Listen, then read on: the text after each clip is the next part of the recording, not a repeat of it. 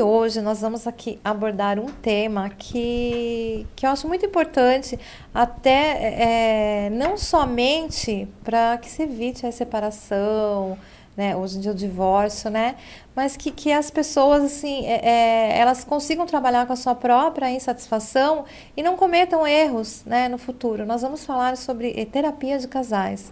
Eu estou aqui com o Dr. Wilson Klein, que é psicanalista, professor na faculdade de Sorocaba. Boa tarde, seja muito bem-vindo. Obrigado. Dr. Klein, não existe uma hora certa para a gente fazer a terapia de casais. O que existe é o interesse mesmo para que, até para um relacionamento futuro, a gente não tenha, como falei no início, uma insatisfação mesmo, conosco mesmo, né, o casal, para poder até seguir em frente.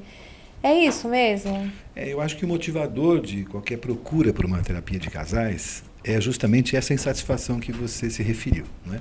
Quer dizer, tanto numa busca individual, para uma terapia individual, quanto para uma terapia em casal, é a insatisfação que se pode verificar entre o casal, não é? Então, eu acho que no momento em que isso acontece, e quando se esgotam algumas alternativas dentro do casal, não é? A iniciativa de procurar um profissional me parece muito adequada e muito importante. Preventiva até, né? E os problemas, eles assim, se arrastam por muito tempo, a taxa de sucesso é menor? A taxa de sucesso... É menor quanto mais demora para o casal procurar um especialista? Não, Não enquanto houver vida, há esperança. É verdade. Né? Enquanto houver o desejo, não é, no casal de manter este casamento, ou seja, de que creem que podem continuar e que é isso que eles querem, eu acho que é uma possibilidade de sucesso. E a comunicação entre os pares é uma coisa bastante complicada, né? E ao longo de um relacionamento, impurezas na relação acabam fazendo com que problemas vão se acumulando. Né? E antigamente a gente falava, não existia o divórcio, né? Era o desquite. Desquite. Então a mulher até evitava de se separar, até por causa do constrangimento. Era mal vista, né? Culturalmente mal vista, sem dúvida. Principalmente se tivesse filhos. Ó, aquela lá é a desquitada. Isso. E também não poderia contrair um novo matrimônio. Trocando. Contrair um novo marido. Contrair um novo marido. E hoje, com essa facilidade, porque hoje é muito fácil você se divorciar. Muito fácil. De uma pesquisa, 33%, né, o motivo, o nome ali que vai no processo de separação, divórcio, é o Facebook. É um Como assim, doutor? Porque revela, né? Dizer assim, essas redes sociais, tanto quanto os torpedos, né? Essas coisas todas acabam denunciando alguma coisa em paralelo. Então pega lá, entra, acessa o Facebook do marido e descobre que ele está se comunicando com outra e tal, e isso acaba virando um grande motivador. Até porque antigamente era muito difícil, era uma linha de telefones, né? Isso. Você podia disfarçar, hoje em dia não, o celular, sim. Todos os aparelhos móveis, né, que nós temos. Sim. E eu acho que isso não é um problema.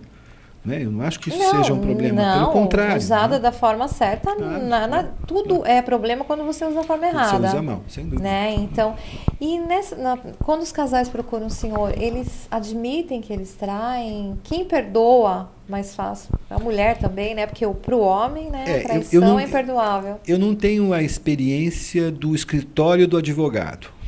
Né? Tá. Eu tenho a experiência do consultório do psicanalista. Né?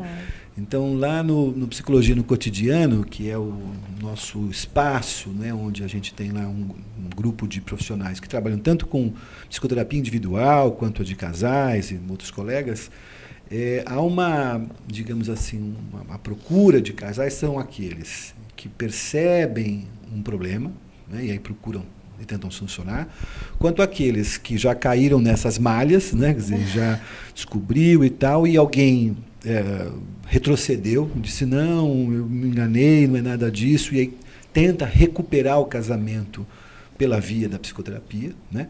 E isto acontece, né? Então já vem admitido, né? Já. Então já admitiu lá no escritório do advogado, né? Já vem com de a culpa, fato, né? fiz e tal.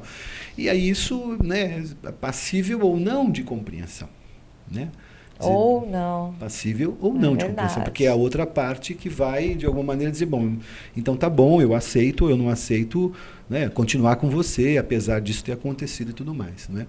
Mas, sim, né, acontece. Né? Acontece de vir pessoas, né, seja homem e seja mulher. Não é uma gama maior de homens que estão no Facebook fazendo isso, mas também mulheres fazendo isso. Né? O que se dá esse tipo de traição? O que acontece hoje com os casais? Carência afetiva, a falta mesmo de atenção, de comunicação. O que existem tantas separações hoje? Eu não tenho, por exemplo, uma pesquisa, e gostaria até, né, de fazer um dia isso, mas assim, o que eu percebo, né, já alguns casos com esse teor, com esse conteúdo, pensando aí nas redes sociais, elas abriram para todos nós uma forma de você encontrar pessoas do passado. Então não se trata apenas de uma conversa entre você e um colega de trabalho, que você vê. Sentimentos antigos. Você vai buscar coisas do passado. Buscar coisas do passado, né? É perigoso. Pois é, né? E qual de nós não gostaria de voltar por alguns instantes à infância? Com certeza. Que fosse brincar com os caminhõezinhos ou com as bonequinhas da infância e ter aquele momento novamente, guardada a consciência da atualidade. Né? Assim, a gente quer manipular o tempo desse jeito. E não dá, né? Não dá. Né? Então, há um descompasso, né? As redes sociais deram essa oportunidade de você reencontrar um amor antigo, né? E por amor antigo você entende o amor da adolescência ou da juventude, né? Aí você reencontra, normalmente ambos estão casados, né? Porque a relação do passado 20, ficou 15, lá, 10 anos. Não vai resgatar, não tem como trazer para o presente, né? Gap, tem um buraco aí no meio, em que você constrói uma ponte, né? Como se pudesse ser transportada de hoje para 10 anos atrás. E é claro, né, que esta relação, como qualquer outra relação extraconjugal, ela enquanto é uma relação extraconjugal, ela é muito melhor que uma relação conjugal pública. Com certeza. Por quê? Porque ser, ela está isolada da realidade. Né?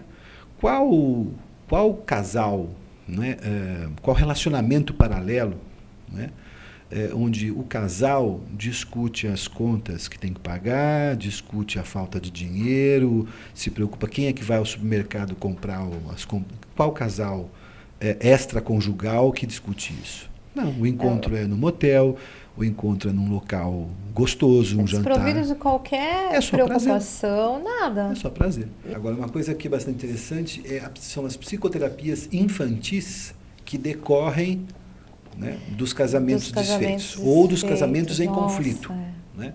Quer dizer, muitas vezes o sintoma, tal como a gente chama, assim, o sinal de que alguma coisa não vai bem no casamento é o surgimento, né, de questões ou de distúrbios escolares, muitas vezes, né, ou de comportamento escolar, né, nas crianças, nos filhos. Né?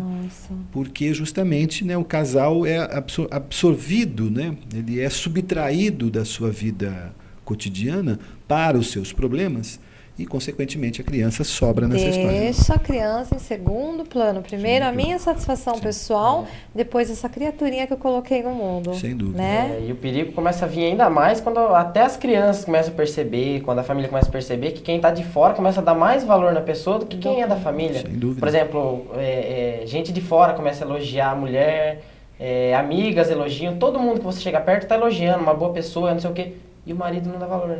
Claro. Muitos casos, esse é o perigo, né? E tem um caso, falando de criança, né, do Tom Cruise, né, com a Katie Holmes, né, até por conta de uma filosofia de vida, a religião que é a cientologia, né, isso, para alguns casais, acho que principalmente para a mulher, é um ponto crucial, quando começa a educação do filho. Sem dúvida. Como que eu vou continuar casada se eu tô, né, para a direita e tá para a esquerda? O que vai ser do nosso filho? Né? Então é muito sério isso. Porque me parece que muitas vezes acontece, isso é uma coisa muito comum nos processos psicoterápicos de casal, que é o esclarecimento, né, eu diria até uma separação necessária dentro do trabalho entre o casal, não é? E os pais da criança. Então, numa família, nós temos um casal, e tem, né? os pais. E tem os pais da criança. Eu sempre falo, marido e mulher separa, pai e mãe nunca. Nunca, né? E isto precisa ficar muito claro, não é? Até mesmo num trabalho em psicoterapia, porque os problemas do casal não podem ser argumentados, né, em nome da criança. Né? Quer dizer, o casal precisa se estabelecer ou não, é? Independente da criança. E quantas vezes, né, a gente ouve, eu não me separo por causa dos filhos. Exatamente isso. Porque você separa e é um tal de mãe jogar filho contra pai, pai jogar filho contra mãe. Então é muito complicado isso, né? E essas pessoas, né, assim, que jogam ou que manipulam ou que usam desses artifícios, sejam eles claros, conscientes, né, premeditados ou não, e eu acredito que uma parcela grande não é premeditada, fazem isso justamente porque não deram a si mesmas a atenção que necessitam. Né? Então, o processo psicoterápico é este. Né? Quer dizer, então, se no caso de uma separação, né, então o casal separou-se e a mulher ou o homem resolvem dar continuidade à sua própria psicoterapia, né, muito possivelmente, né, por uma questão até de tranquilização, né, dessas pessoas, as crianças ficam salvas desta mágoa, né, que é o fracasso de uma relação. Né? Então elas deixam de ser o alvo dessas coisas que você disse. O sentimento mais difícil de ser exercido é o perdão. Eu acho que existem casos assim que o senhor vê que a mágoa é tão grande que por mais que eles entendam, que eles conversem, que eles admitam que é uma relação que não tem futuro. Até por conta do perdão mesmo. Olha, a gente sabe, eu sei que eu estou errada em vários aspectos, o marido também, eu vou mudar. Mas aquele sentimento, eu não consigo perdoar. É difícil uma relação dar certo assim. Sem dúvida. Porque é base de confiança, né? Quebrou a confiança é fatal, né? Não tem como. A confiança não pode ser uma coisa irreal também, né? Alguma coisa como se você confiasse de olhos fechados, como se costuma dizer, né? Não tem como. Não dá para confiar em si mesmo de olhos fechados. Né?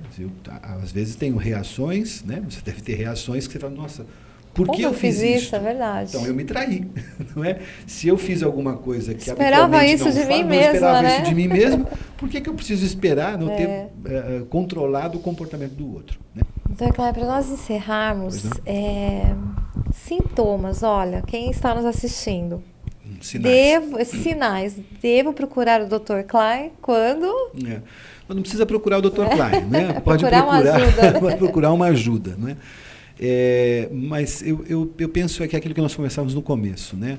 Quando a comunicação começa a ficar com ruídos, né? Começa a ficar poluída, eu acho que é o momento. Assim, qual o momento em que um ou o outro, né, precisam de uma ajuda? Então nós temos a possibilidade da psicoterapia do homem e da mulher e a psicoterapia do casal. Do casal. Não existe mais esse tipo de responsabilidade por parte do profissional de dizer quando está pronto para terminar. Vamos encerrar aqui porque você já está ótimo. Eu me dou alta. Você vai dizer, quero continuar ou não quero continuar. Não precisa parar de pensar que é o outro que diz quando eu estou bem. Isso é muito importante, né? Não é o outro que diz que eu estou bem. Sou eu que posso dizer se estou bem ou se não estou. Né? É a mania do terceiro estar sempre querendo saber o que é melhor para outra pessoa. E não é assim, né? Exatamente. Então, Clay, muito obrigada. Esse assunto aí, né, Elison? Poderia demorar muito tempo. Tantas perguntas, mas o tempo é curto, né? E deixa o telefone do senhor. Deixo o telefone de Sorocaba, 015-3327-2014.